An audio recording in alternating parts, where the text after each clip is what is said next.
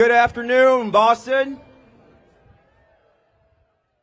I'm sorry, it's not raining right now. I need a better response than that. Good afternoon, Boston.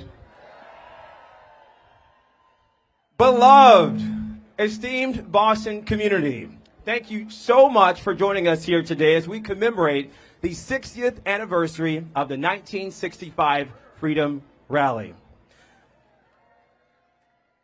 The theme of the day today and the theme of the next 365 days will be moving forward together. And you'll hear a lot more about that as we go throughout our program this afternoon. My name is Tevin Wooten, and I'm a broadcast meteorologist here at NBC 10 Boston, and I'm going to be your host for the day today. Thank you so much for having me. This is an absolute privilege and an honor to be a part of. When I spoke to Embrace and Dr. Jeffries and Jess earlier this week, they said, Tevin, we're going to give you two roles. Your first role is to be the host and guide you through this afternoon. The second role as the meteorologist was going to be to keep the rainfall away. And I think, overall, I've done a pretty decent job. You know, I heard one of the dignitaries earlier walk up and say, at least it ain't snow. Am I right? Can I get an amen on that one? Before we begin, I would like to thank our more than 100 partners that came today together to ensure that this event is successful and given the recognition and the due that it deserves. Not only in this amazing, esteemed, outstanding city of Boston, but also for our great nation.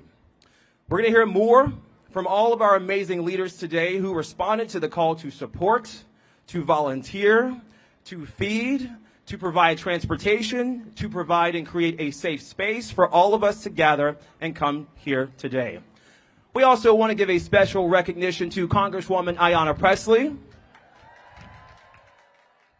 That's right. To also Lieutenant Governor Kent Driscoll, who's in the house today. I like your shoes, by the way, Lieutenant Governor. To Boston Mayors Michelle Wu. To Massachusetts Senator Liz Miranda, Chief Sagan Idawa, and any other elected officials that we have in the House today, not only on the stage, but if you're down below on the field, we also want you to wave or recognize yourself. Any senators, any representatives, city council women and men. Also, our amazing city workers for the city of Boston, any educators who are in the crowd today, and also our first responders as well. We want to thank you all for being here. A special recognition and shout out to Dr. Michael Curry, Shapley Brooks, Rashawn Hall, Karen Kenyatta Russell, Dr. Lee Pelton, Dr. Amari Parrish Jeffries, and Martin Luther King III as well. I think that deserves a little bit louder of a recognition. That's a lot better. I'd also like to give a heartfelt acknowledgement to the 1965 Freedom Plaza heroes who are seated here today and their descendants as well. We know that today would not be possible without all of their hard work, their dedication, their persistence, and let me tell you, they went through a lot worse than a little bit of rainfall, am I right? Finally, we'd also like to give a shout out to Pro Bono ASL for providing sign language interpreters, New England Audio making sure that you could hear us loud and clearly, Thistle Communications making sure that you could see us on both sides of the stage today, and my home, NBC 10 Boston. Now, earlier I mentioned that today would be about moving forward together, and we'll go throughout the program, but I just want to make sure all of you are awake and alert and, dried off from the rainfall.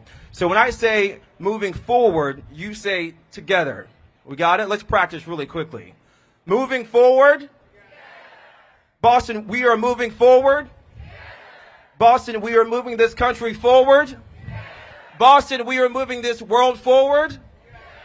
Oh, I like the sound of this already.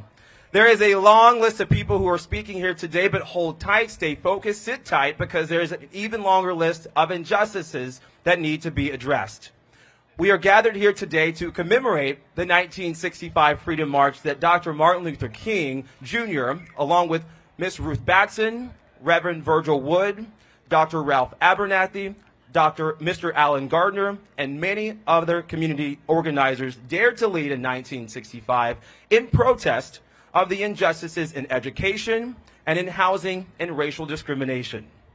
Today, we unfortunately continue to witness federal governments turning a blind eye to the hatred and racism that still persists in our country. The very injustices that Dr. King himself and many of our elders marched against, systems that still deny equitable access to quality education, affordable housing, and basic human dignity. Unfortunately, we see policies that strip away civil rights protections, roll back environmental safeguards that disproportionately impact Black and brown communities today right here in Boston. And also the criminalization of those who dare to speak truth to power. And just as our elders did, we choose to gather. We choose to speak out and to resist. We are here not only to remember, but to reignite. We are here not only to remember, but to reignite. That flame of justice, it is all of our collective responsibility to keep building together. To start us off in the spirit of our ancestors, I am pleased to introduce two incredibly talented musicians that I had the privilege of hearing during Soundtrack, sing Lift Every Voice and Sing, Boston's own Zakiya Sutton with Jesse Tate on piano. Following that performance, we'll hear from Reverend Willie Bodrick II of 12th Baptist Church, which was the home church, the Boston home church, rather, of Dr. Martin Luther King himself. Zakiya.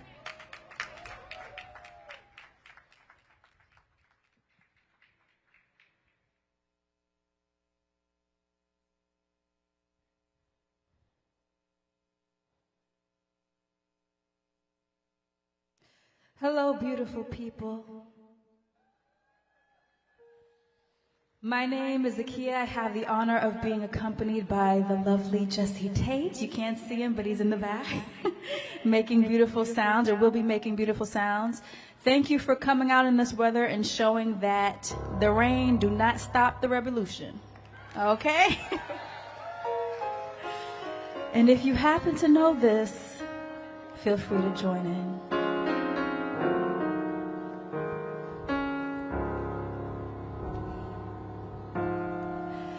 Lift every voice and sing till earth and heaven ring, ring with the harmonies of liberty. Let our rejoicing rise high as the listening skies. Let it resound loud as the rolling sea.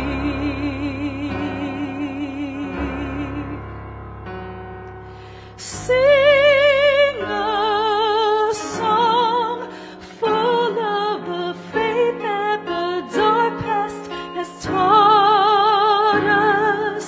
Sing a song full of the hope that the present has brought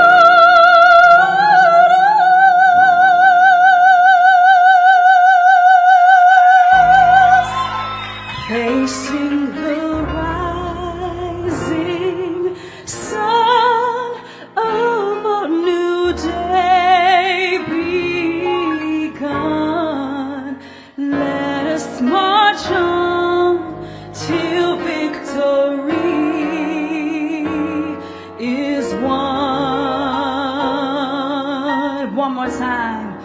We will march on till victory is one.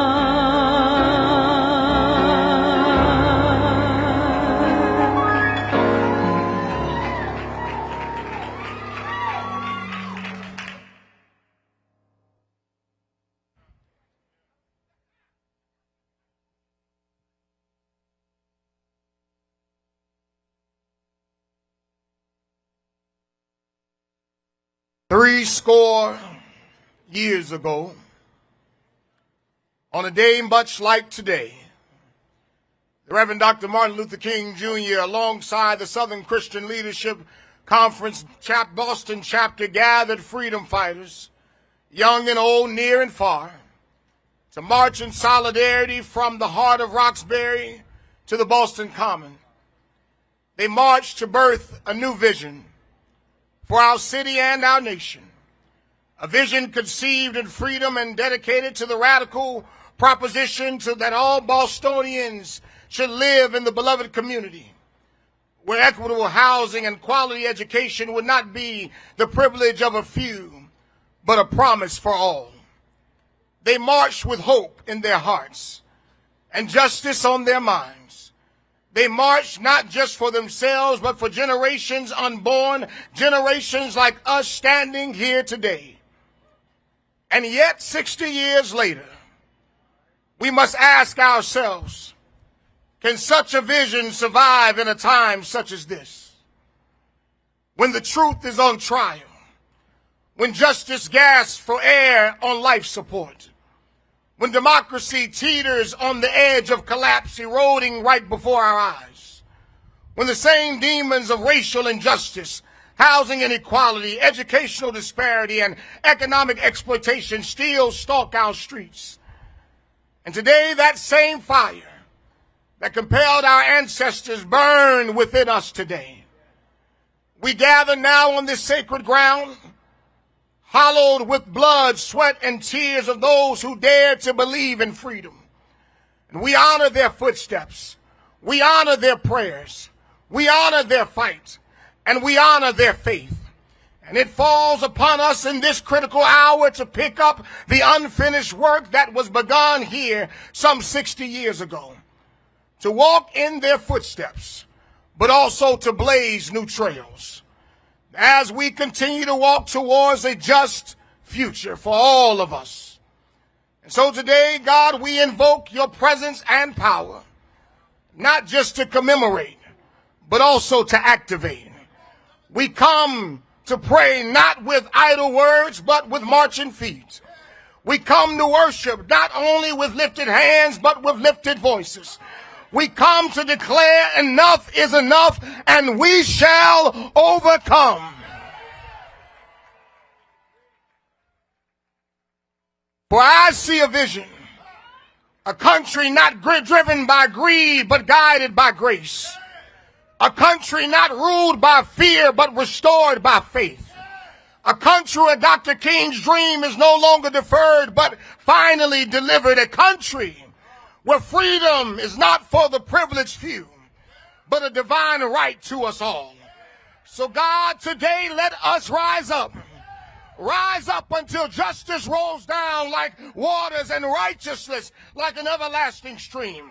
Rise up until every child in every neighborhood knows their worth and their value. Rise up until we transform chaos into community, hatred into hope, despair into determination. Rise up until America becomes what it said it would be on paper. One nation under God, indivisible, with liberty and justice for all.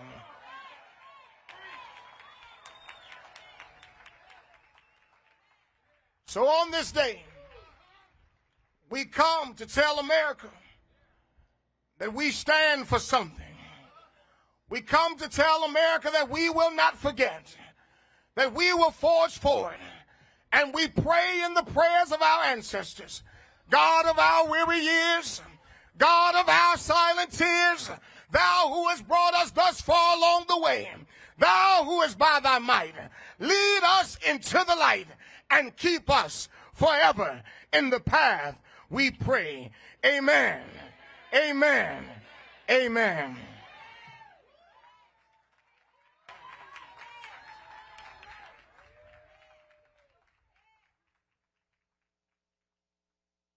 How am I supposed to follow that? Reverend Bodrick II, thank you so much. Your words have grounded us. Your words of unity, your words of grace have reminded us why we are here today. Thank you for blessing this space as we continue to move forward. Let's show our appreciation one more time for Reverend Bodrick II.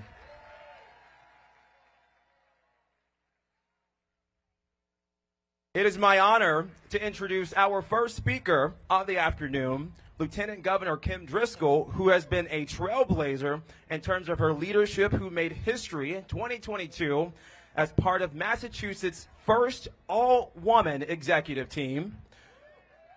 That's right, with a distinguished tenure, by the way, if you weren't familiar, as Salem's first woman mayor. She brings a wealth of knowledge and a wealth of experience and a steadfast commitment to building a more equitable and inclusive Commonwealth. Ladies and gentlemen, Lieutenant Governor Kim Driscoll. Good afternoon, everyone. Oh, no. You can do better than that. Reverend Broderick got you fired up. Good afternoon, everyone. It is so great to be here. Thank you so much for letting me be a part of this 60th anniversary. And thank you, Reverend Bodrick, for those inspirational words. Really, you are a tough act to follow because we believe in what you're saying, and you are giving us the energy that we need. The sun may not be shining, but you demanded that we get into this, and we are, so let's do it. I'm so pleased to be here with Representative Ayanna Pressley, with Mayor Wu, with so many members of our community. I know Senator Markey would be here, but he is at the Pope's services, or he would be on this stage as well, to celebrate 60 years ago, Dr. Martin Luther King, marching on the streets of Boston in the name of equality. He made it across the Common to the People's House just up the hill, where he stood on the pulpit in the House chambers. It was there that he challenged Massachusetts lawmakers to be better, to fight against discrimination and for social justice. Here in Massachusetts, we are the state of revolutionaries, where progress has always been part of our DNA. We're the state where the sin of slavery was first ended. We're two brave people named Elizabeth Freeman and Quock Walker, sued for their own freedom under the terms of our brand new state constitution. Where Frederick Douglass and Sojourner Truth came to live in freedom and start their movements. Where W.E.B. Du Bois was born and raised and helped found the first chartered branch of the NAACP right here in Boston.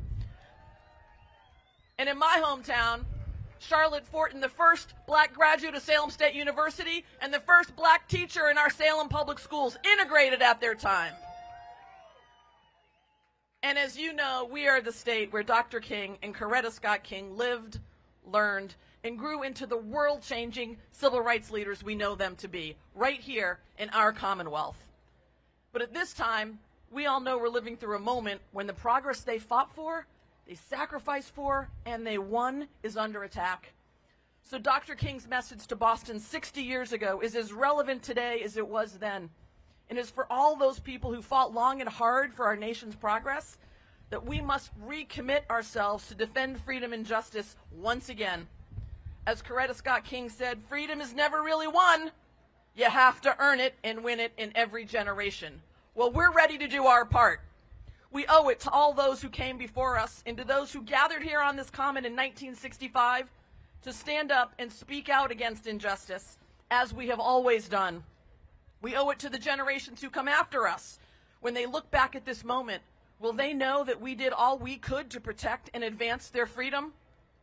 Looking out to all of you here today, I'm assured we will meet this moment and do so together. While we still have work to do, we haven't always been perfect, Lord knows that. But as I stand here today and reflect on Dr. King's words while he spoke to the legislature all those years ago, may I say, I still have faith in America, and I still have a deep belief that we will solve this problem. I have no despair about the future, he said. We will overcome because the arc of the moral universe is long, but it bends towards justice. Those famous words right here in the Massachusetts State House still guide us today.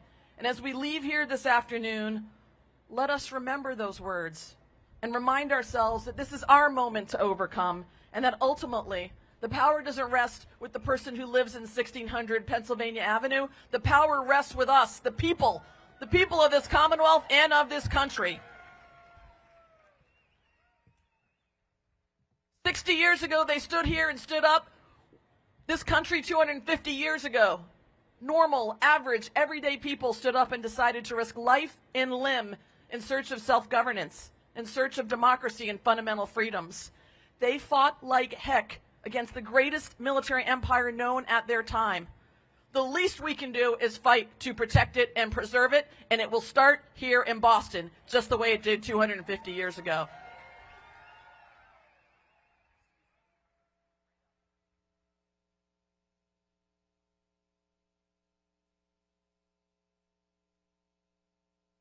Excuse me, let's show Lieutenant Governor how much we appreciate her leadership and her commitment on being here today. One more round of applause for your Lieutenant Governor, Kim Driscoll. Our next speaker is a Massachusetts state senator and a proud Roxbury native. Is Roxbury in the house today? Is Roxbury in the house today? There we go.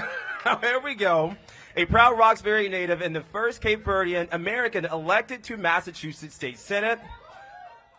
Representing the 2nd Suffolk District, she brings decades of grassroots leadership to Beacon Hill, championing racial justice, maternal health equity, and community-driven policy reform. Give it up for Senator Liz Miranda.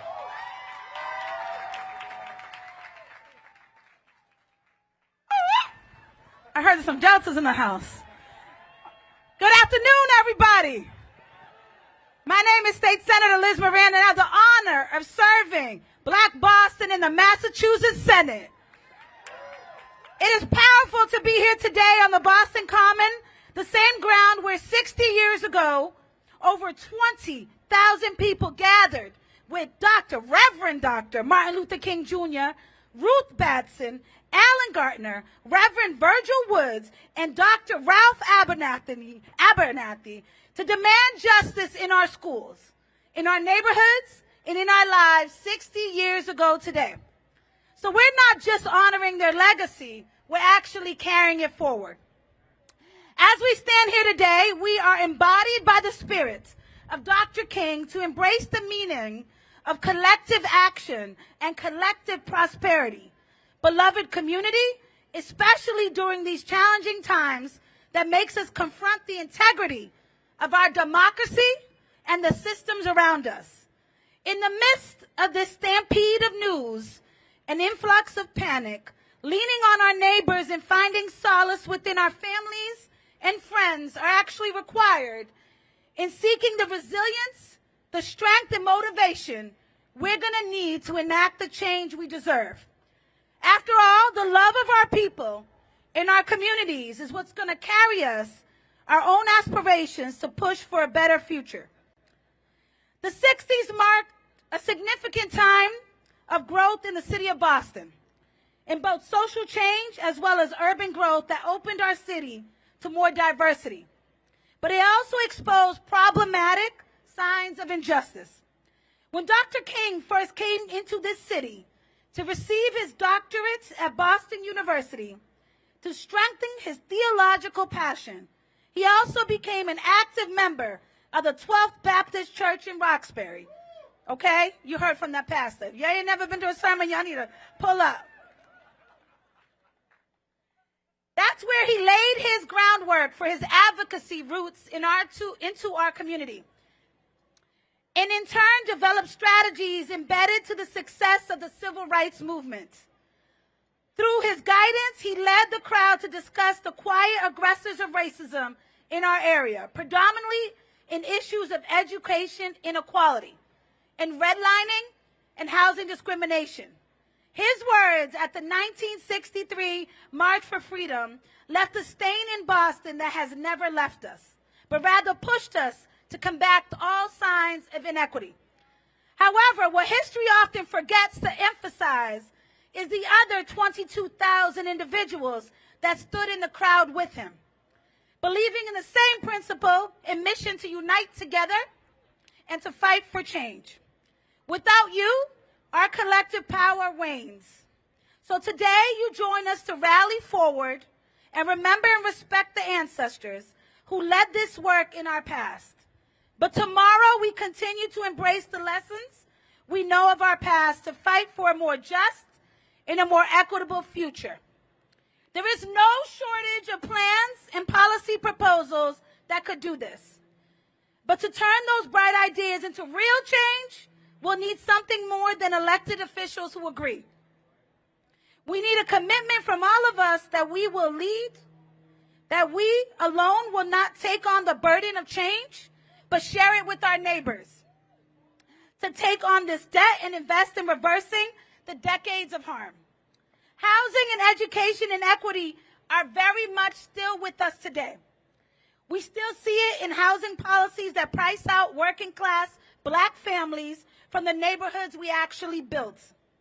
Our grandparents and great-grandparents laid the bricks, cared for the homes, built the churches, they filled the schools, but now luxury developments rise where public housing once stood. And families who've been here for generations are being displaced by market forces and policies that favor developers over stability. When we say housing is a human right, we mean it. And until every family, regardless of their income or background, can live and grow in safety and dignity, we haven't done enough. We still see it in our schools as a proud Boston Public Schools graduate, where opportunity is distributed not just by talent or determination, but often by zip code. Today, a child's access to art classes, AP courses, or a guidance counselor often depends on whether they live in West Roxbury or Mattapan. And we can't forget that in Boston, resistance to integration had a name, Louise Day Hicks.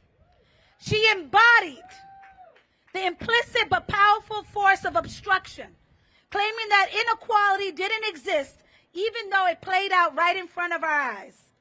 There are many Louis Day Hicks figures actually elected today.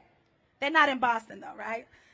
There are those who seek to stall our progress, quietly and politely, but we must not repeat that history by pretending that today's disparities are actually accidental.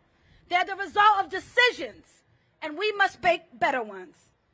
Democratic maintenance, that's right. This idea that democracy requires active care and stewardship and sometimes protest is what actually brings us here today.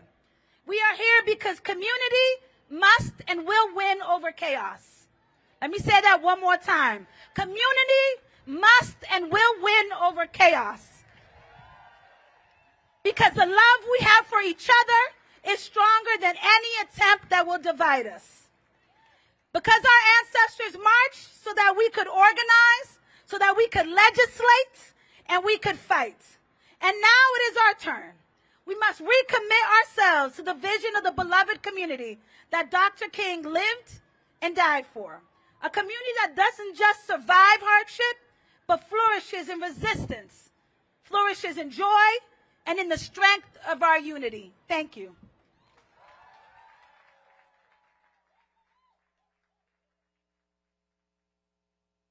Roxbury, this is how you're raising them.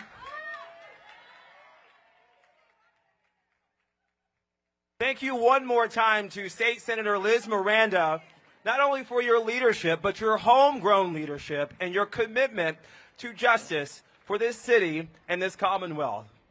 Please welcome our next fierce champion for justice, equity, and the first Black woman elected to Congress from Massachusetts. Representing the 7th District, bringing a powerful voice for equity, justice, and community empowerment to every space she enters. And I must say personally, as a communicator, seeing the way that this next speaker chooses her words so wisely, so eloquently, and she chooses her words with intent. Ladies and gentlemen, give it up for Congresswoman, your Congresswoman, Ayanna Pressley.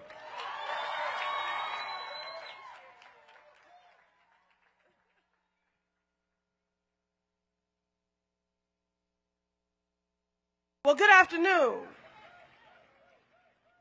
What an honor it is to be here with you all today as we gather in the spirit of sacred remembrance, righteous resistance, and radical hope. Let me begin by extending my heartfelt gratitude to Embrace Boston and its visionary leader, Dr. Amari Parrish-Jeffries, the entire Embrace team for their relentless commitment to truth-telling and justice-seeking. All of my partners in government, for which I'm grateful that you stand in the gap every day. And a special and heartfelt thank you to Martin Luther King III. It is an extraordinary honor to stand in your presence. I'm grateful to you, to Andrea, and Yolanda. You are a living bridge between generations of struggle, sacrifice, and perseverance, and a steward of your father's towering legacy. We are deeply grateful for the wisdom, dignity, and moral clarity you continue to bring to the ongoing fight for justice and liberation. And now to all of you, I'm thankful for every elder, every organizer, every agitator, every faith leader, every freedom fighter, every justice seeker who arrives at this moment today, because indeed in this moment, the work of peaceful protest and of democracy is in and of itself an act of courage. In this moment, dissenting and truth-telling in this moment are in and of themselves a courageous act.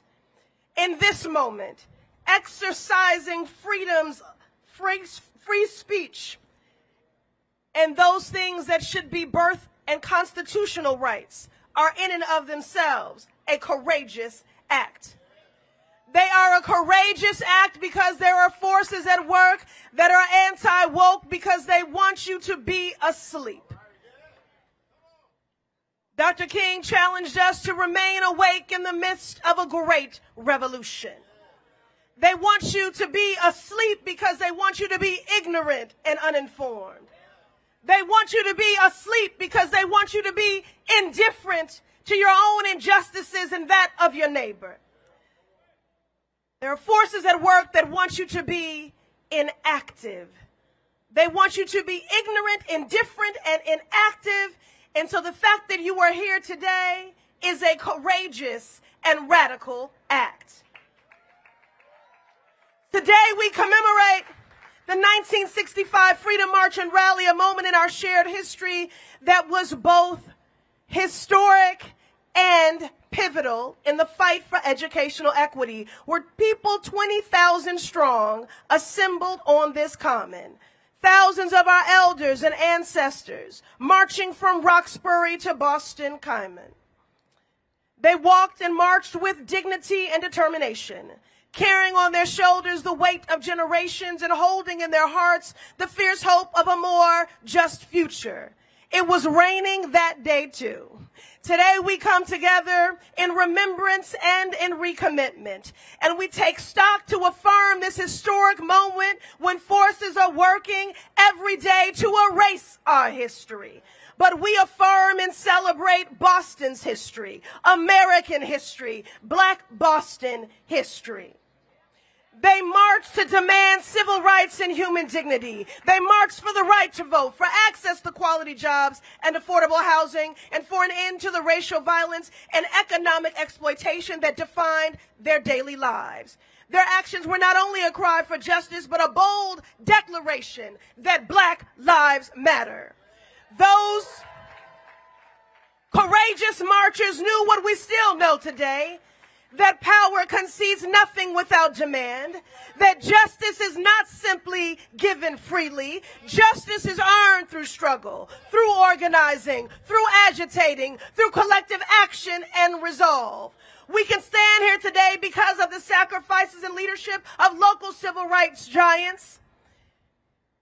Many of them are with us here today. These leaders did not pursue justice for accolades, for attention, or for likes on social media. They did it because they believed deeply in the transformative power of community. and in the potential of a multiracial democracy rooted in equity and compassion. As we honor their legacy, we acknowledge that the work they began remains unfinished. The same forces they fought, racism, poverty, and injustice, continue to shape the lives of far too many people in our communities today. We are living through perilous times. Across the country, we are witnessing, this is the season to call a thing, so I'm going to say, of witnessing a dangerous resurgence of white supremacy, of state-sanctioned violence, of economic exploitation, of authoritarian rhetoric. Occupant Trump means to make America Jim Crow again. But let me be clear, I carry the lessons and the love of our ancestors with me into every room that I enter. None of us here are new to this. We're true to this. As marginalized people, our whole lives we have had to litigate, legislate, and agitate for those things that are a birthright for the majority. So we were built for this. We're fighting for justice, for dignity, and for policies that center the people, because the movement for black liberation, for economic justice, for a multiracial democracy did not end in 1965. This movement is still alive in 2025 because Jim Crow is still alive. As Dr. King said, the work of segregation is another form of enslavement, just shrouded in different niceties and complexities. So they may call it by different names, but we are still in the civil rights movement. Jim Crow is still alive when they are right now seeking to resegregate our schools, workplaces, and communities. Jim Crow is still alive when they are legislating voter suppression. Jim Crow is still alive when they deny constitutional rights. Jim Crow is still alive when they will brutalize, imprison, intimidate you to silence you. Jim Crow is still alive when the Supreme Court has been enlisted as co-conspirators in this extremist march and has gutted affirmative action. So we must recommit ourselves. This is not just a commemoration, it is a continuation.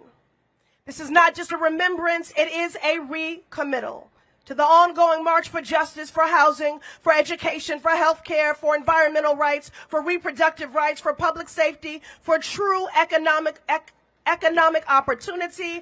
All of these struggles are connected. Each of them is a thread in the fabric of black liberation and our collective liberation. And we must approach this work with the same courage, discipline, and stamina that our elders and ancestors brought to the streets in 1965. Let us not allow this commemoration to remain solely in our memory. Let it live in our movement, in our organizing, our advocacy, our legislation, and our votes. Let it live in the ways that we show up for one another, in the policies we fight for, and in the justice that we demand. We are the successors to a powerful legacy. And with that inheritance comes responsibility. The work is not finished. The fight is not over. The march is far from complete. We are still in the civil rights movement. This is not a fight for the next 4 years. This is a fight for the next 100 years.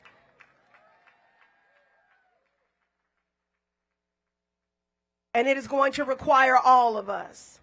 We are the ones our ancestors dreamed of, and it is now our sacred duty to keep marching. And marching right alongside me and my colleagues in this work every day is the mayor of the city of Boston, who has the honor of representing the city where Martin and Coretta fell in love, recognizing that before there was Montgomery, there was Boston. Before there was Atlanta, there was Boston. We are grateful to our mayor for her work on the front lines, and we now bring her to the podium, our mayor, Michelle Wu.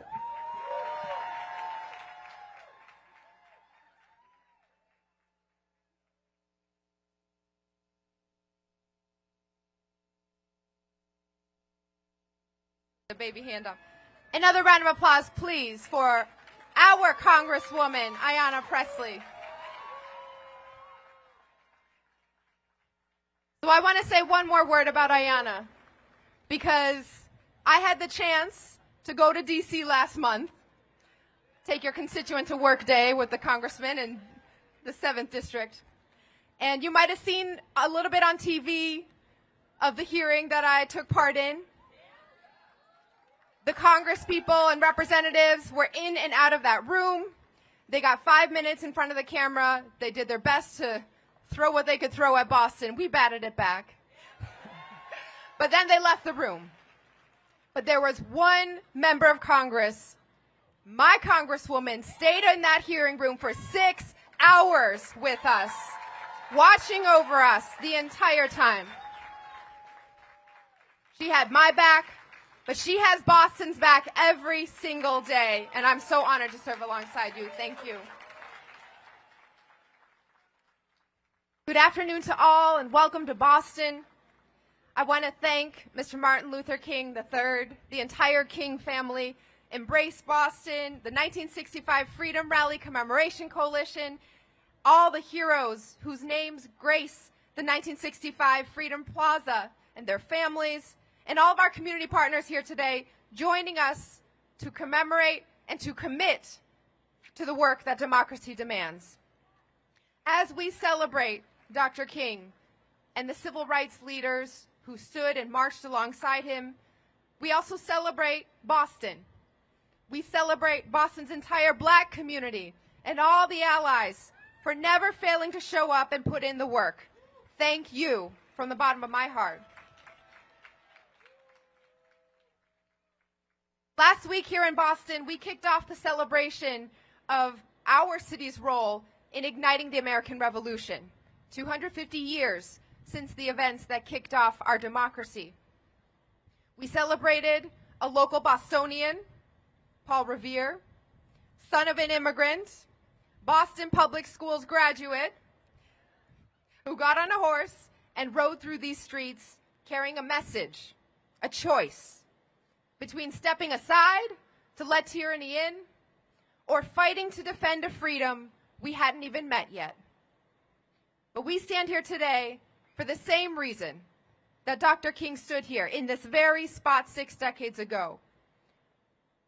In that choice to say the truth that in 1775 our city and our nation started a fight we still haven't finished. In 1775, the freedom that Bostonians dreamed of and fought for was incomplete and imperfect. Dr. King saw clearly what we know today, that freedom for some is not freedom at all. That freedom, like faith, like justice, like truth, either is or it isn't. There is no in-between. Freedom is absolute, inclusive, and whole. It encompasses both freedom from and freedom to. Freedom from intimidation and fear, from harm, from hate, from the lonely island of poverty and the iron feet of oppression. And also freedom to learn, to choose, to be joyful and excellent. And let's be specific. For Black mothers and Black babies, it means freedom from health inequity and maternal and infant mortality. For Black children, it means freedom to be children. Freedom from the racism that paints Black boys as Black men. For Black students, it means freedom from the lie that you don't belong and freedom to learn the full truth of our history. For Black business owners and workers, it means freedom of opportunity and access to capital. For Black immigrants and Black members of the LGBTQ+ community, it means freedom from fear that your Blackness will become just another part of yourself used against you. For every Black resident, it means freedom to be Black and alive, freedom to be Black and to thrive, freedom to be joyful, freedom to be excellent, freedom for all. In Boston, we are continuing the fight. Freedom for all residents here to walk down the street knowing you live in the safest major city in the country with much more work to do, but in the safest major city in the country because it is safe for everyone. It means the freedom to come home to a place of your own, to build generational wealth through home ownership opportunities, freedom to raise a family, to get the best public education, freedom from fear for your kids and their kids, because we're investing in climate solutions that will keep our city safe and livable for generations to come. Boston represents freedom for all. Freedom uninterrupted, absolute, inclusive, and whole.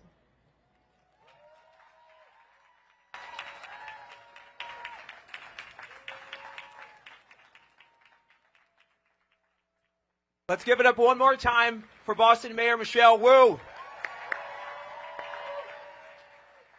Mayor Wu, we want to thank you for your commitment and your entire administration for making Boston a city that truly belongs to everyone. And if you didn't know, as Mayor Wu just mentioned, next year marks the nation's 250th anniversary. Embrace Boston, alongside our 100 partners, many of them who are here today, will lead our city in a radically inclusive celebration of Boston's history through Everyone 250. You see what we did there? Today's rally is an official pre-event to Everyone 250, and we thank the City of Boston for partnering with Embrace Boston on this historic moment and this endeavor as we collectively reflect on where we've been and how we can move forward. How we can move forward. How we can move forward. That's a lot better. Our next speaker is Dr. Michael Curry. Dr. Michael Curry is the president and CEO of the Massachusetts League of Community Health Centers, representing over 50 health centers statewide, a longtime civil rights and health equity advocate. He played key roles on Massachusetts COVID-19 health equity task force and vaccine working groups. Dr. Michael Curry also serves on the National NAACP Board of Directors and is the former president of the Boston branch. Put your hands together for Dr. Michael Curry.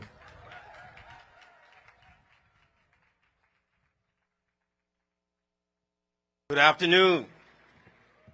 Good afternoon.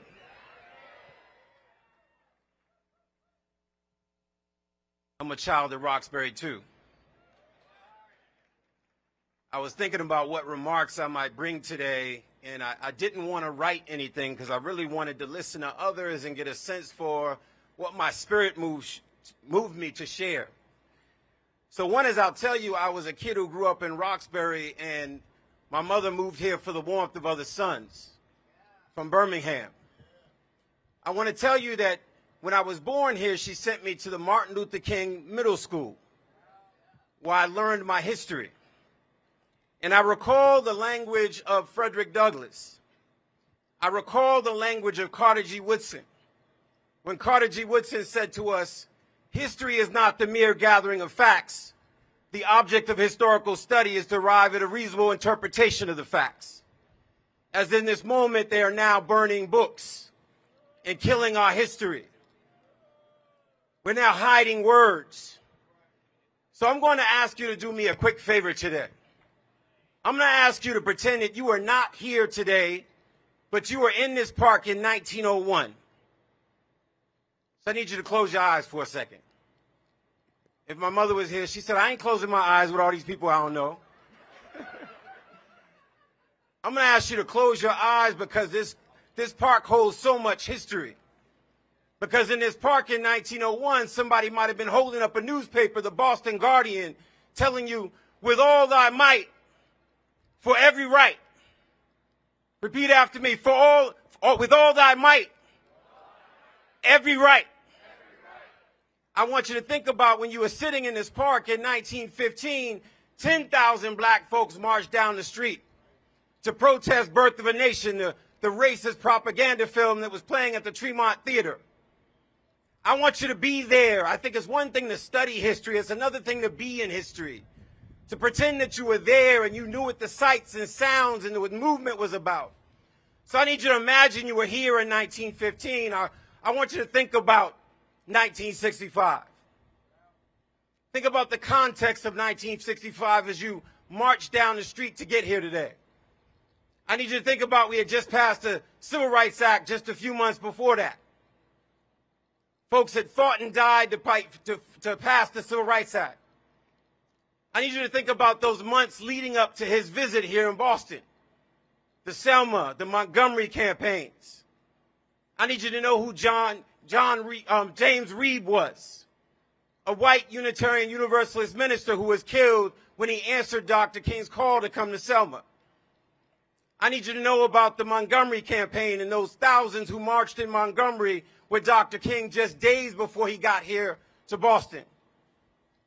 I need you to understand why he came to Boston. Because as I get you to quantum leap through time and be in different parts of the history, there's a reason why I'm asking you to be somewhere else. Because there's a moment when you come back to Boston in 2025 and you now understand what your responsibility is. There's an obligation you have when you visited history that you have a role to play in defending our rights today. I have the honor and privilege of representing the National NAACP. I chair the National Board's Advocacy and Policy Committee. Before Donald Trump was elected, we were in crisis. If you're a black woman in this crowd, you have less chance of surviving breast cancer than white women. If you're a black woman in this crowd, you have less chances of surviving your pregnancy and not having adverse consequences in your pregnancy. If you're a black man, you are disparately impacted by stroke or prostate cancer. If you're a black woman, breast cancer. I need you to know we were dealing with a crisis way before he got elected. We were dealing with these policy issues way before the life expectancy. I sat with Dr. Ojikutu yesterday on a panel. That you can take a train 5 stops from Roxbury to where we stand now and live 23 years longer. I need you to feel angry way before he got elected. Because now you got a responsibility. I always say to people, if not you, then who? If not now, then when? So I know we feel frustrated, angry, confused about this moment, and I got to put a footnote to this conversation. Black folks have felt like this for a long time. We've had to hide our words for a long time. We had to worry about whether we got fired or defunded for a long time. This ain't new for us. We've had to deal with many of you in this crowd right now are dealing with that feeling we've had to deal with a lifetime. So I'm going to challenge you all. Senator Markey had me stand with him a few weeks ago at his town hall in Mount Malden. And I presented some remarks on the challenge we face under this administration, particularly in health care. And I remember as I got up to speak, the crowd received all of us, and someone came over to me right after I spoke, and she said, Michael, I feel like I'm leaving here and I don't know what to do. She said, I just feel like no one's told us what to do. I said, I'm gonna remind you of something Charles Hamilton Houston said when he won a case. One of those cases that led up to Brown v. Board. Charles Hamilton Houston reminded us, he said, you can win in the courts, superior courts, right? You can win up to the Supreme Court, but the real battle is in the hearts and minds of people. So right now, you had a role to play. You got a responsibility to play. That you got to do battle with ignorance. That means your auntie and them, your cousins, your grandparents, all those folks that voted a certain way and feel a certain way in this moment. You got to do battle with them, and you got to show up armed with history. You got to show up armed with the data. So I'm going to challenge you, and I want you to remember this from the movie The Help. The classic line from that movie is, courage will not skip this generation. Courage will not skip this generation. Thank you.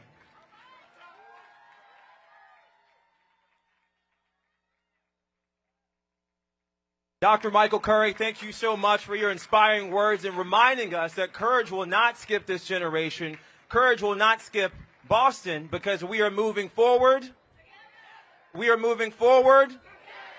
We're going to move right on forward to our next speaker, by the way, together. Our next speaker is the Executive Director of the Massachusetts Commission on LGBTQ Youth, the nation's only independent state agency dedicated to LGBTQ youth advocacy. Shipley Brooks has contributed to policy development, including assisting in writing law enforcement guidelines for the Boston Police Department and training other various state agencies. She's also active in community organizing, which is so crucial and important, also as she serves as the chairwoman on the NAACP LGBTQ Youth Committee for New England. Please welcome Shipley Brooks.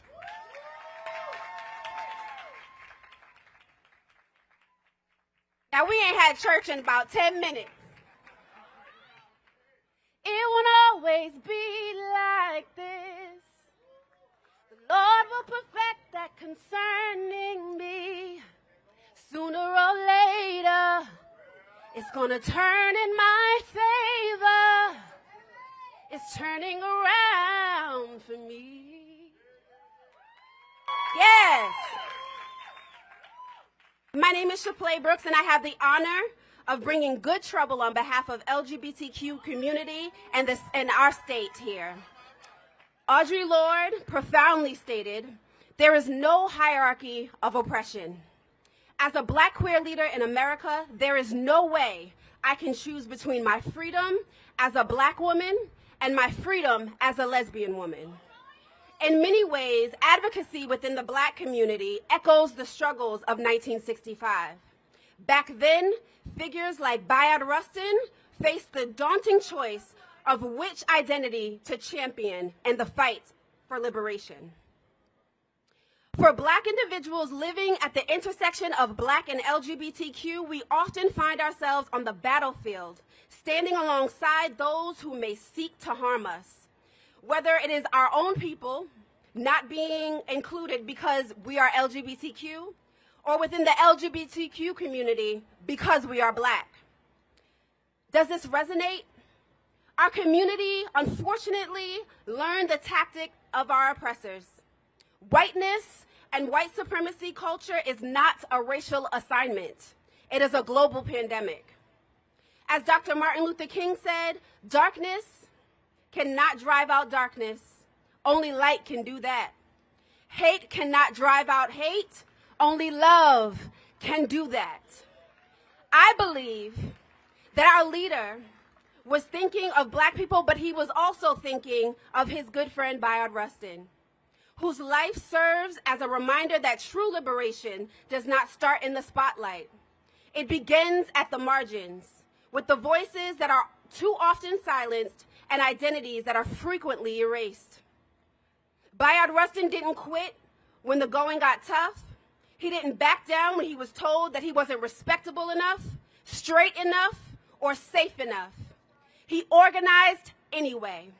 He loved anyway. He built movements anyway. And we are the living benefit of both his and Dr. King's work. Let's be honest, as we've mentioned several times, these are not easy times. We are navigating a movement and backlash of fear. Anti-LGBTQ and anti-Black legislation is on the rise. Trans youth are being targeted. Black queer lives remained under threat. Books are being banned. Our history is being rewritten. And for many of us, it feels like the ground beneath us is shaking. I often say, if you free the most marginalized person in the room, you will free everyone else. So who is the most marginalized person in the room? It is our Black trans women whose life expectancy is 35 years old. It is our young Black queer youth being targeted not only by our government, but also the systemic forces such as the carceral system, the healthcare institutions, our communities, our schools, and the child welfare system, and yes, our religious organizations. Centering the issues of our most marginalized means prioritizing all of our needs in legislation and policy and education and community decision making. Nothing about us without us, and I mean all of us.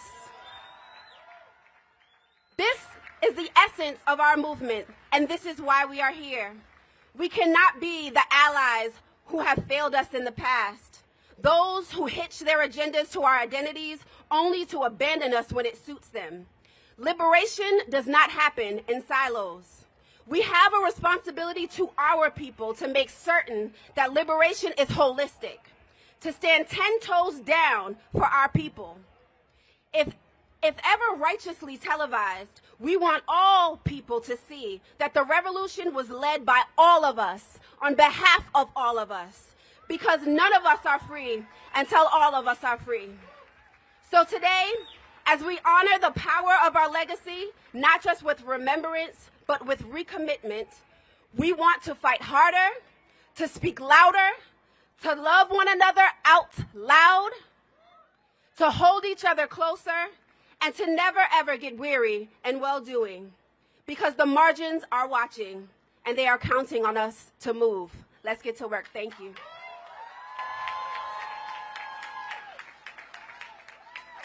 Love one another out loud.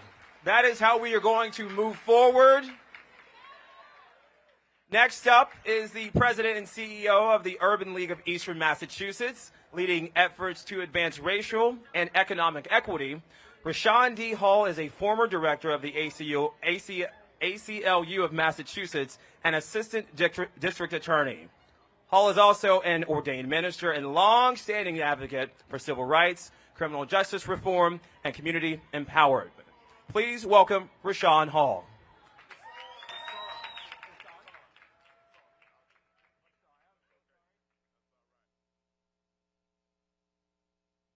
What's up, Boston? What's up, Massachusetts? So my name is actually Rashawn. So I stand here today in a long legacy of civil rights activists and freedom fighters who have been trying to move an agenda forward. I'm reminded of the Reverend Earl Wesley Lawson. I'm reminded of Mel King. I am reminded of and have the privilege to sit and look at and say happy birthday to Sister Charlotte Nelson. I am reminded of an Urban League Guild member who is with us here today, Wayne Lucas, who 65 years ago, or 60 years ago, marched and stood in this very place.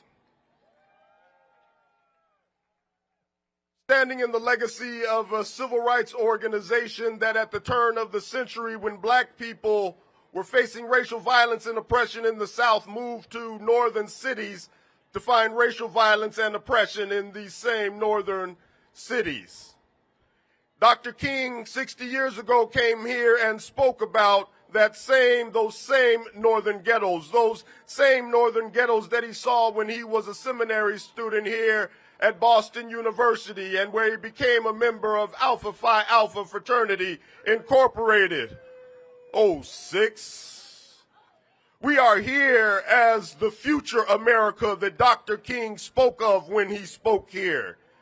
He mentioned that he was speaking of a future America where the society that does not tend to the needs of the least of these was a society that soul would die.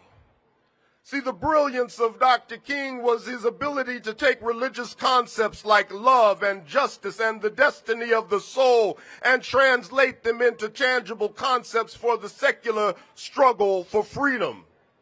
And continuing in that tradition, I am reminded of the hymn, "A Charge to Keep I Have," a God to glorify, a never-dying soul to save and fit it for the sky, to serve the present age, my calling to fulfill. Oh, may it all my powers engage to do my master's will. And that will is to save the soul of a nation that seems to be dying, fighting against racism and fascism that is dressed up as meritocracy and government efficiency with the niceties of confusion. That will is to lend to the needs of the least of these, particularly those who feel the modern segregation of a criminal record, who are overwhelmingly black and brown people. Let's make sure they have a clean slate and get those records sealed.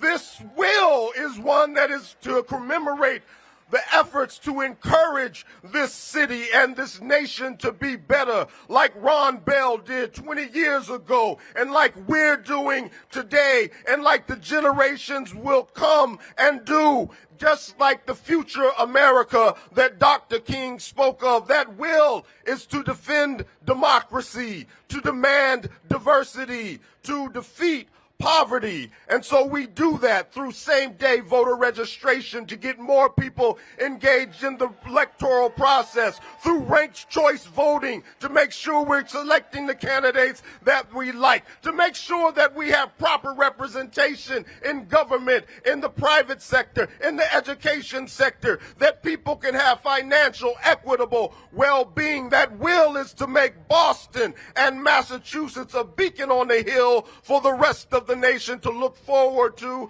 as an example of that ever elusive American dream and the promise of freedom. That will is that we move forward together. That will is that we move forward together. That will is that we move forward.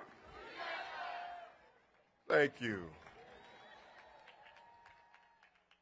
So now I have the privilege and honor to introduce the next speaker. And so in the spirit of honoring our ancestors and those who came before us, I'm honored to introduce a very special guest, a Harvard-trained attorney, a youth advocate, and daughter of NBA and civil rights legend Bill Russell.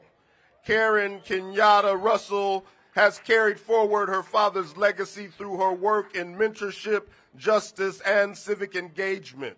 She is a co-founded mentor, helped secure her father's Presidential Medal of Freedom, and created Russell's Rules for Resistance, a program on purpose and activism.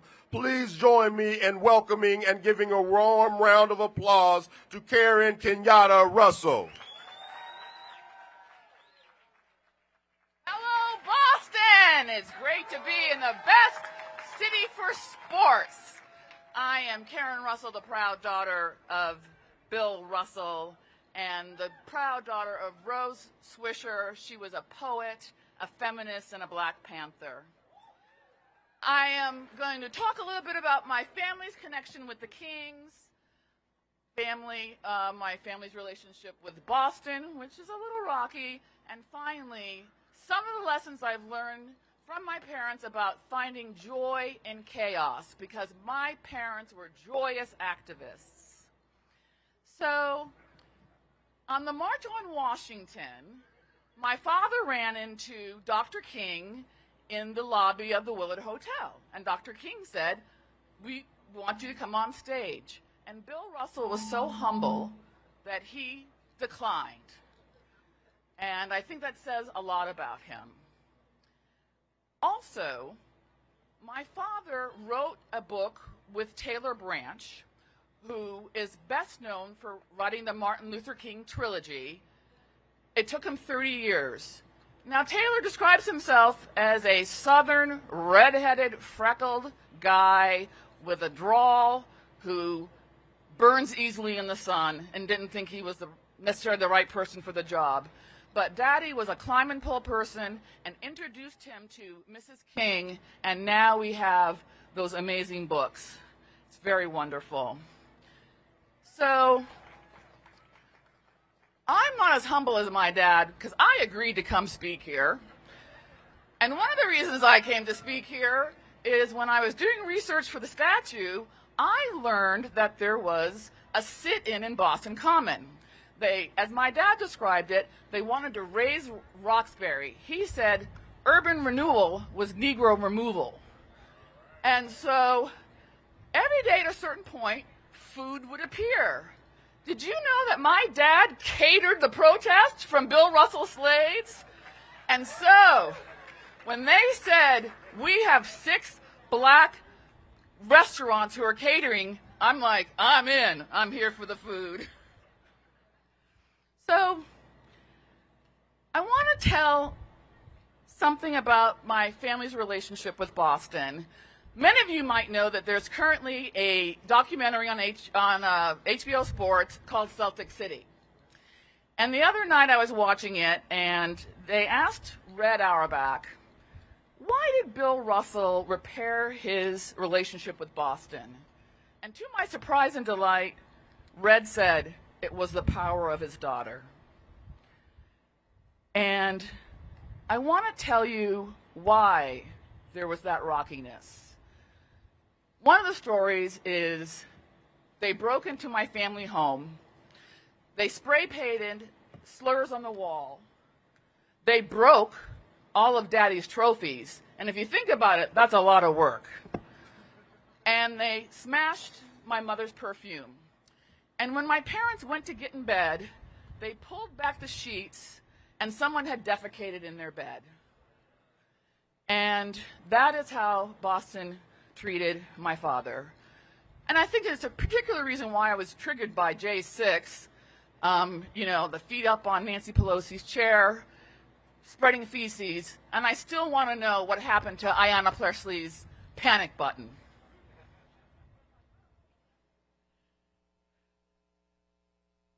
So,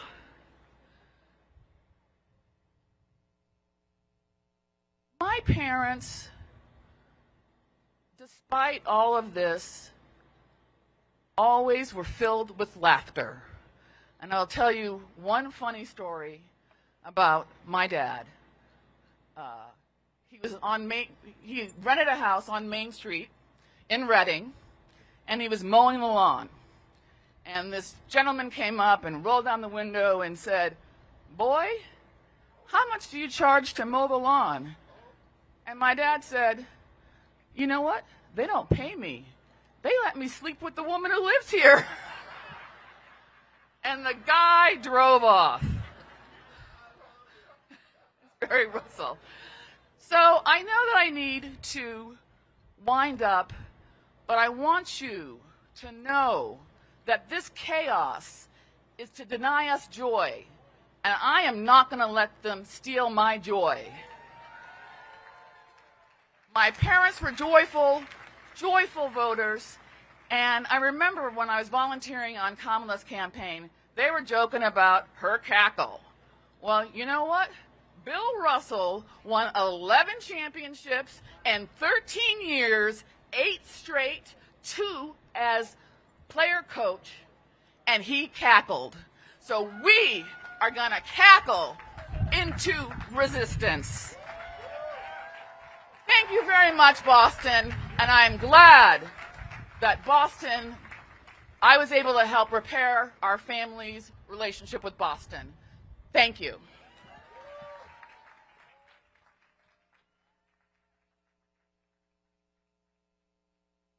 One more time for Ms. Karen Kenyatta Russell, ladies and gentlemen.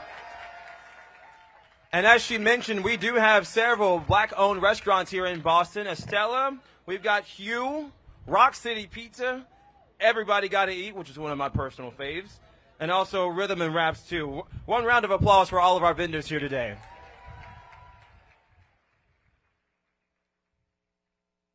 To help me welcome our next guest of honor, please welcome former Emerson College president and longtime advocate for education and civic change, president and CEO of the Boston Foundation, Dr. Lee Pelton.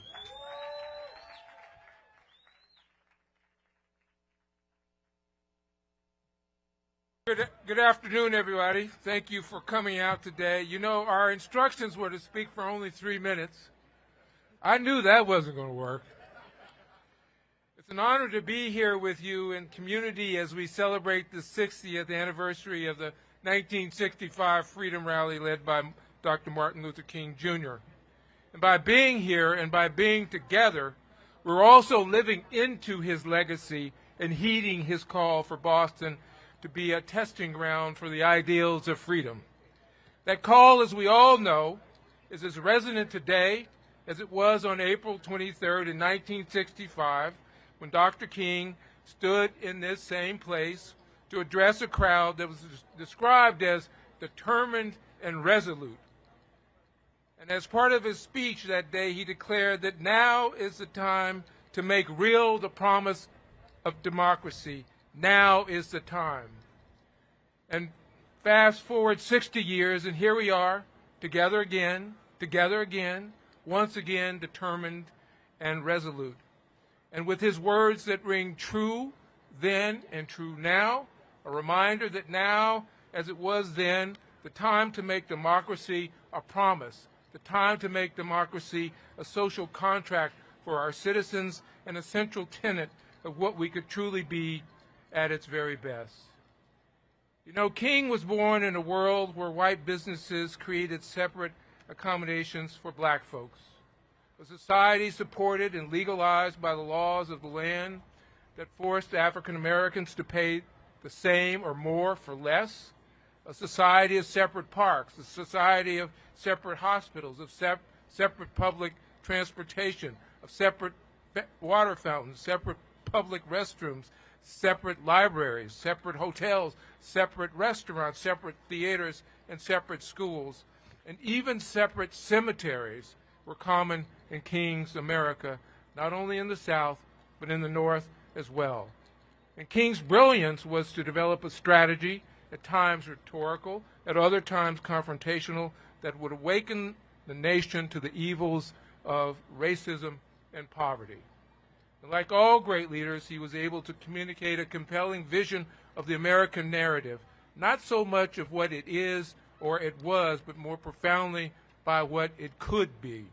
And here we are again, living in the shadow of a mean-spirited government who seeks to compound its assault on the rights and freedoms of our democratic values, who seeks to erase our cherished and hard-fought cultural, social, and even human identities, while starving vulnerable communities of resources that sustain life and well-being.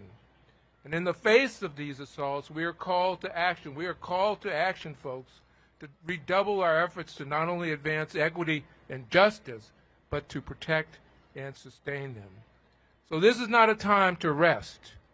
This is the time to be restless and to be relentless, to renew and amplify our collective ennobling work, which is so very important now and into the future. And undergirding our work must be, everybody, a desire to serve others and the unshakable belief that our common humanity does not divide us, but rather binds us together in hope and promise, no matter our country of origin, our race, our ethnicity, our wealth, our gender, or our sexual identity. History requires that we stand for something. The dead requires it as well, for both history and the dead will judge us by our actions, how we answered as a nation, as individuals, the question, how will I live my life? And we live in a world in which paltriness of aim will simply not do. So I remind you and implore you to remain faithful and full of hope, to continue the good work that you already do. We cannot be silent. And I challenge you to lift up your sweet and strong voices, especially right now, where you work, wherever you play, lift up your hands of hope, your hands of faith, for history instructs us that this nation, when it meets its challenges head on, with honesty, with integrity, and a commitment to doing what was right, we will, as King reminded us, we will come together again, we will work together again, we will pray together again, we will hope together again, we will reach the other side together, and we will stand united as one nation with the hope that we can set the table for all to enjoy life's bounty, and that our nation's motto, E pluribus unum, one out of the many, may become a living creed. So King's legacy lives on in all of us, and then most definitely lives on in our next featured speaker, whom I am so pleased to introduce. Martin Luther King III is the firstborn son of the late Martin and Coretta, who, by the way, she lived when she was a student at the New England Conservatory, not far from here, on the other side of the Common on Spruce Street. They were a couple whose love story began in Boston and whose love and powerful presence in Boston is forever memorialized just several feet from here in the Embrace sculpture created by the artist Hank Willis Thomas. Martin Luther King III has devoted his entire life to shepherding and building upon his parents' legacy, and his presence here connects that legacy with today's urgent fight for justice, for equity, and for collective power. With his wife and his daughter, the King family continues to dedicate their life work to social progress and widespread healing of our nation and our world.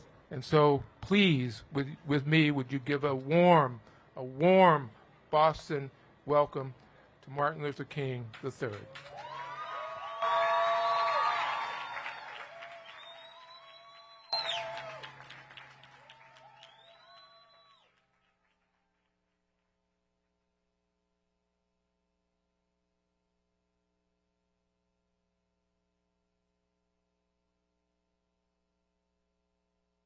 Good afternoon, Boston. I am so honored to, and I thank God for being able to be here today as we observe this 60th year of the march that my father and leadership of Boston led 60 years ago.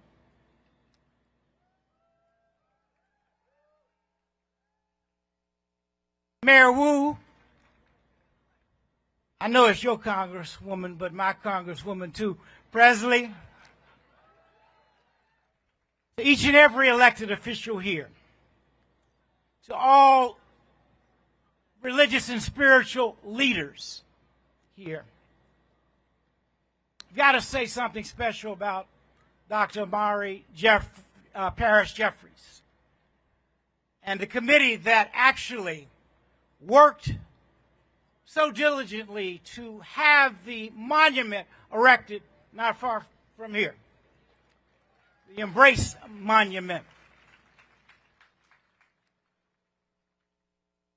And I know I'm missing someone. You know, it's important to speak to our most precious resource, our children. Our children, because a nation is judged by how it treats its most precious resource. And I would imagine that if those from another planet that existed came and looked at what we are doing as a nation and how we are treating our most precious resource, they would probably say we are not doing a good enough job. We must and we can do better. Let me also say to Karen Kenyatta Russell, it's so good to be with and see you again. And I'm going to be through in just a few minutes. We don't need a lot of time. We know what our mission is, I believe. But my dad would say, somehow we have to hew out of a mountain of despair a stone of hope. And particularly in this time, because I would have thought that by the time I was 67 years old, that racism would be gone, buried, not that racism would be coming back. Therefore, we must quadruple our efforts to create a more just and humane society.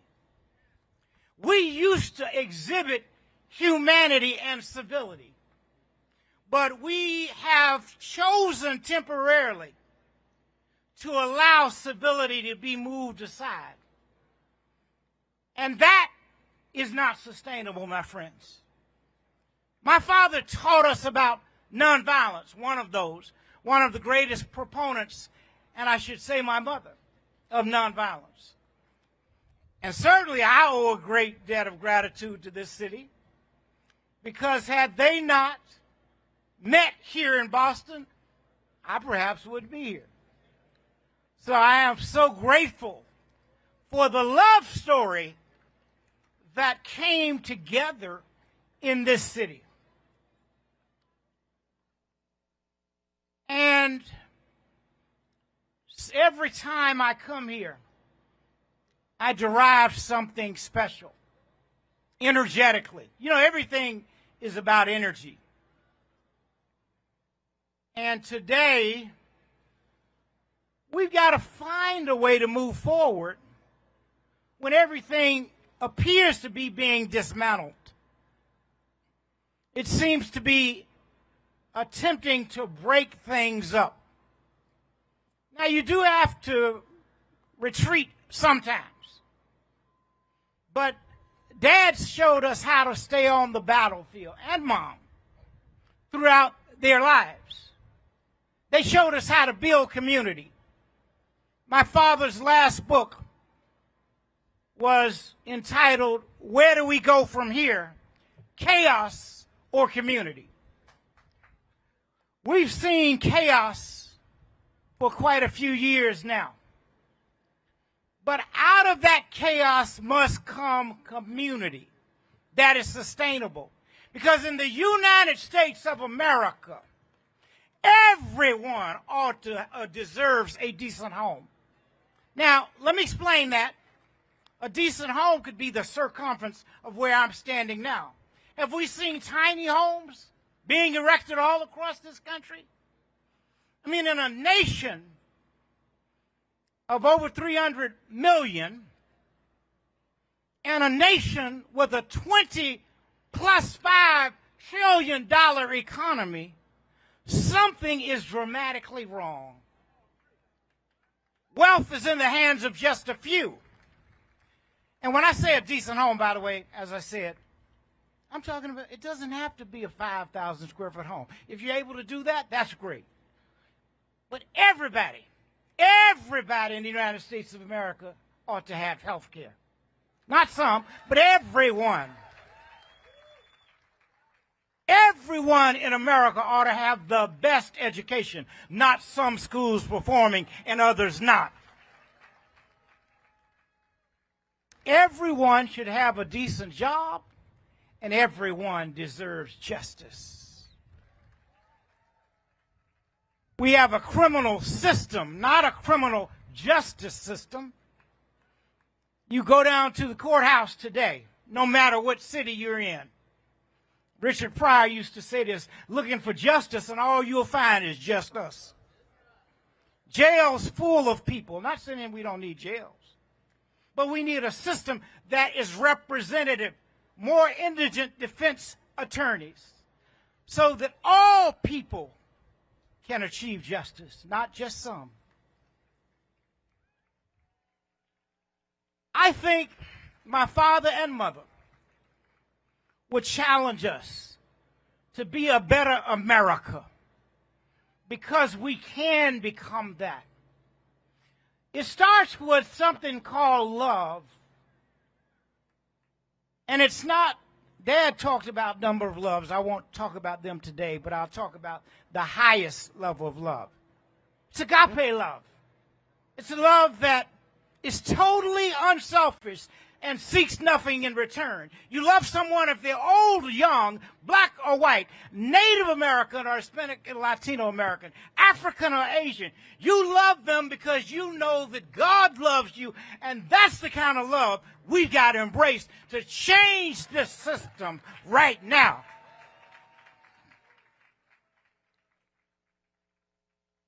So I want to urge you, 60 years has passed. We don't have the luxury of stopping. We don't have the luxury of giving in or giving out. We have to keep moving forward until that dream that Dad shared becomes real for all humankind. It's a dream of freedom and justice and equality for all humankind, not just some. You know, we're so much better than we are behaving today. So what do? We challenge leadership. We have to challenge this president. Doesn't seem to be challengeable, some may say. But if you don't stand up and engage, you'll fall for anything.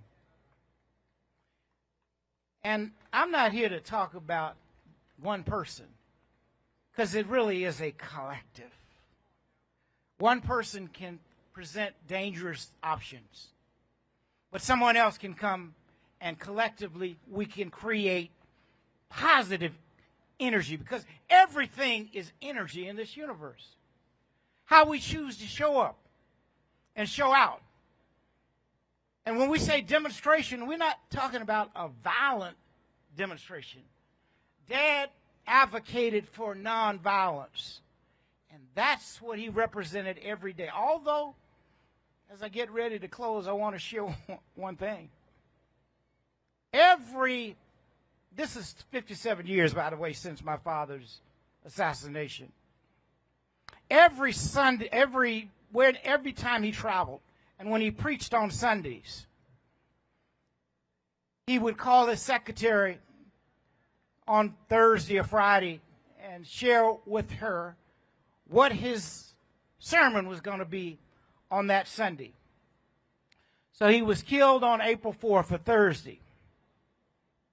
So April 7th, he would have this sermon he would have preached. He told her, he said, I'm going to be preaching a message.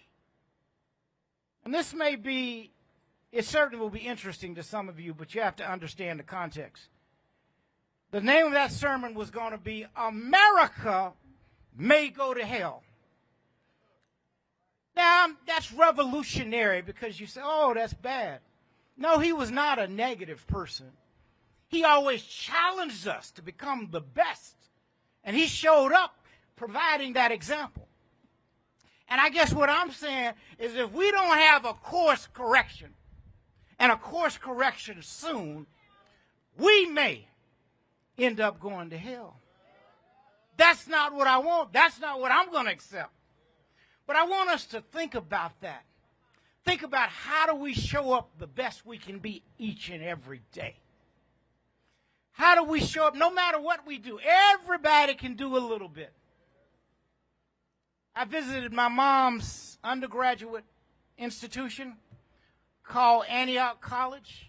And actually, let me say one more thing before I say that. You know, I come out of a family, I'm not a preacher, but I come out of a family of preachers. And they're always attempting to close. Getting ready to close. Got one more thing to say. Something popped in my head I needed to say. You know, I want to understand what's wrong with my nation when we mistreat veterans. Cutting money from veteran services. What's wrong with our nation when we mistreat seniors? What's wrong with our nation when we mistreat our children? Now, we have an immigration problem. But we have gone across this nation and gone into schools and churches and intercepted families and telling people to go back or go somewhere, when we don't even acknowledge the fact that every last one of us came from somewhere else. How hypocritical can we be? The only group of people that have the right to operate a little differently are those that we mistreat the worst. That's called our indigenous or Native American citizens. Again, what kind of nation do we have? We have got to reclaim our humanity. And that means standing up together. So I go back to Antioch College, which is where my mom took me. And on that college was a statue of the educator Horace Mann. And under that statue was an inscription that said, "Be ashamed to die until you've won a victory for humanity." I said, I was 14. I went back about 5 times with my mom. And finally, I figured out how to interpret that because it's so powerful. Be ashamed to die until you've won a victory for humanity. Well, how do you do that? You see, we can win victories in our neighborhood. We can win victories in our schools. We can win victories in our places of worship. Some of us may win victories in our city, some in our state. Some may win victories for our nation, and others still yet may win victories for our world. All those words mean are be ashamed to die until you've done a little something to make the world in which we all must live a little better than it was when you arrived. So let's get to work. Thank you, and may God bless you, Bostonians, always.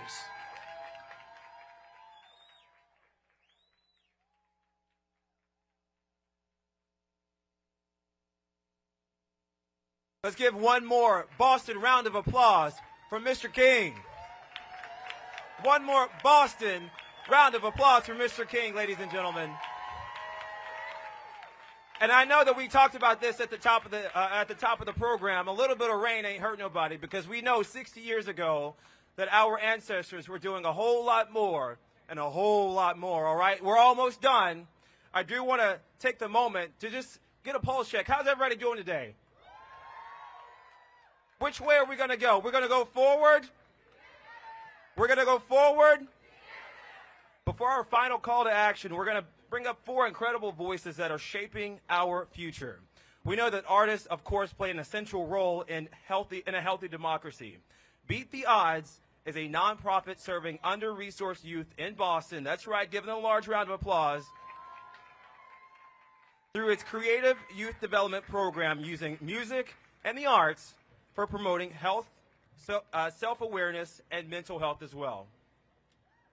Up next, there were powerful response to the question, what does America mean to you? Let's give it up one more time for Beat the Odds. Shake.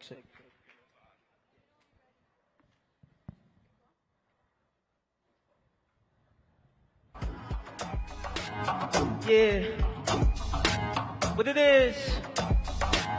Yo, get some peace in life. Only chance I get to see is when a brother rests in peace from life. The all-seeing eye of this bald eagle type. But we red-tailed hawks when we speak they hide. Try to use our voice to spread they lies. So we raise much noise and raise up signs that claim gang affiliation. Keep our voice inside. What they tell us, but I'm yelling, I got too much pride. For what we built here while they sat on the side and benefited from the fact that we had to survive. And we still surviving, but we still gon' thrive. Thought there ain't no hiding, can no longer deny that this ain't about black, brown, yellow, or white. It ain't about blue, red, or the left and the right. It's what our leaders are defeated, so we won't be alive. It's the green, brother, greed be our biggest survive. Hey, land of the free, built by the slaves, trouble in the waters.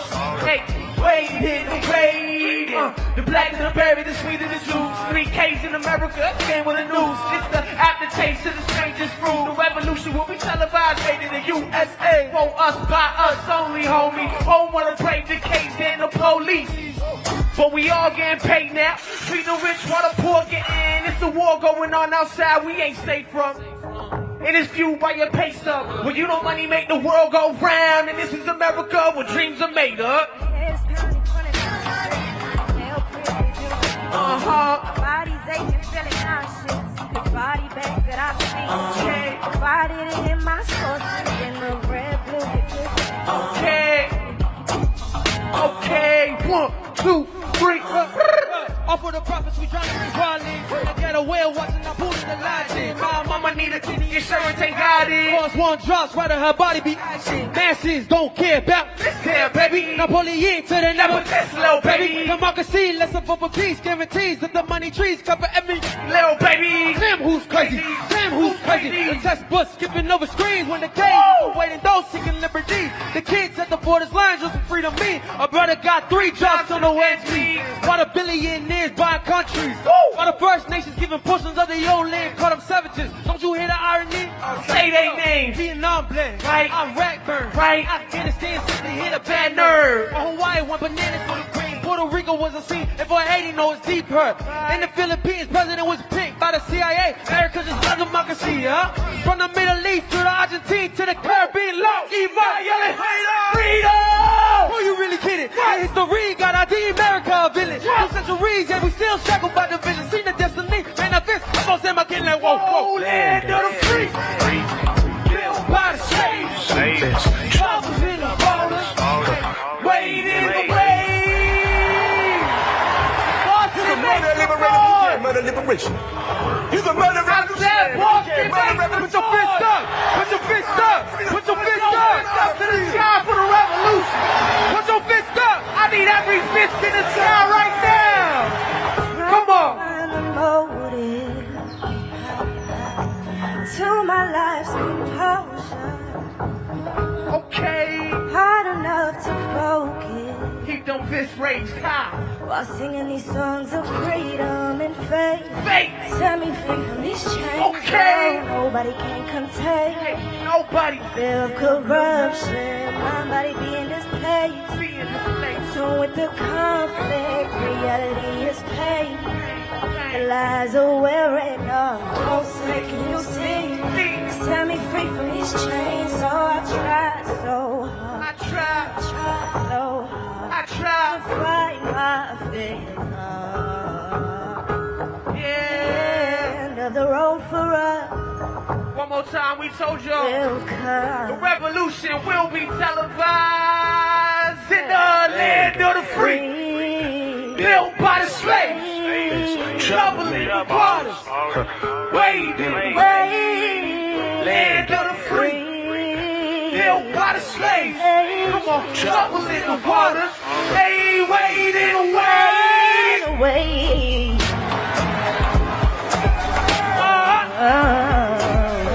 We go by BTO Boston. Thank you, BTO. Thank you, Embrace Boston. Thank you, all the beautiful people in the crowd for enjoying being a part of this revolution with us. I go by the name Joe Salza. I go by the name Sonye. I go by Maceo Mays. And I'm Nemo. Hello. Thank you all.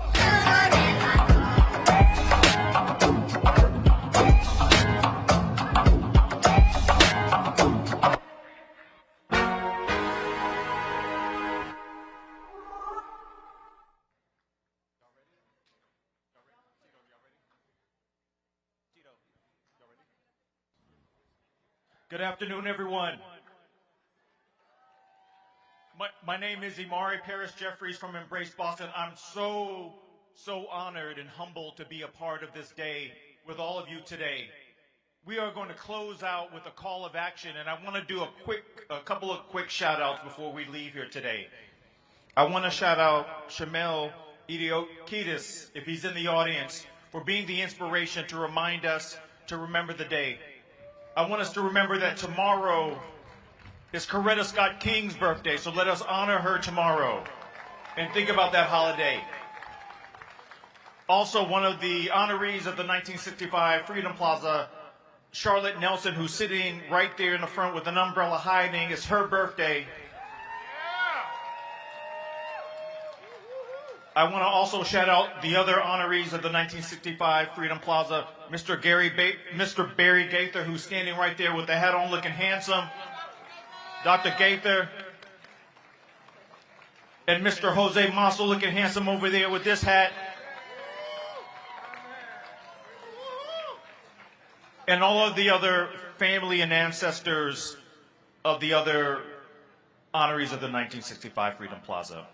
And so if you are able to, there should be a small card in your hand.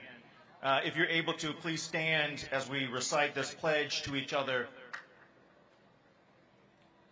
And with permission, place your hand on someone next to you who you know as we say this pledge together. With permission, don't be touching people you don't know. And this is a call and response. So the speaker is going to introduce themselves, say the words, and then you will repeat after them. Hi everyone, Rutu Wijen, President of the Boston City Council. So I will say the first paragraph, and you'll repeat it, and that's what everyone will do. Okay. So to honor this collective promise, I pledge to remain steadfast until true justice, genuine and inclusive, is fully realized.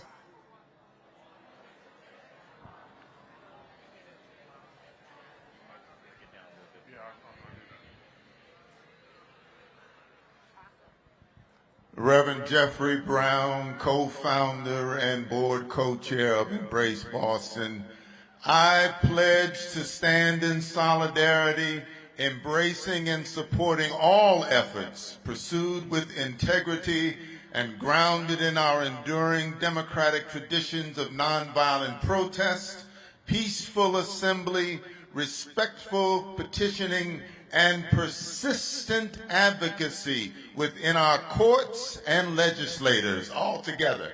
I pledge to stand in solidarity, embracing and supporting all efforts pursued with integrity and grounded in our enduring democratic traditions of nonviolent protest, peaceful assembly, respectful petitioning, and persistent advocacy within our courts and legislatures. My name is Tito Jackson, and I'm co-chair of the Embrace Board. And I do have to give a shout out to New England Audio, who is the reason why you can actually hear me today. A black-owned audio company in the city of Boston. And they gave me the longest paragraph, y'all. So we're gonna break this one down a little bit, okay? I pledge to honor the spirit and carry forward the message of the 1965 Freedom Rally to my community. Let me hear you.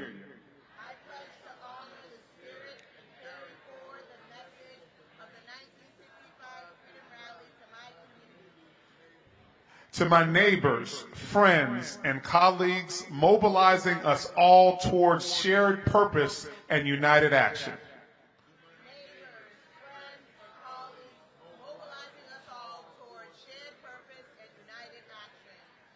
I will march, advocate, volunteer, educate, and vote.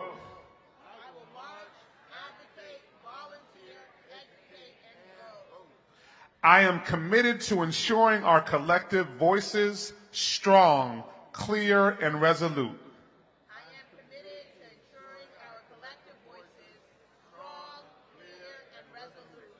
Echo powerfully across our city, throughout our Commonwealth, and beyond.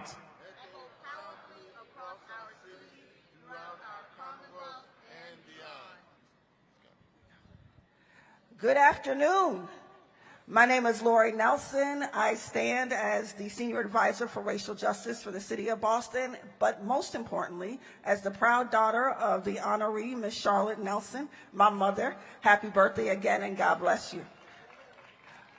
The last paragraph reads, with deep reverence and unwavering purpose, I pledge my heart, my mind, and my spirit to achieving enduring social peace through meaningful social justice, forever guided by the courageous souls we honor today.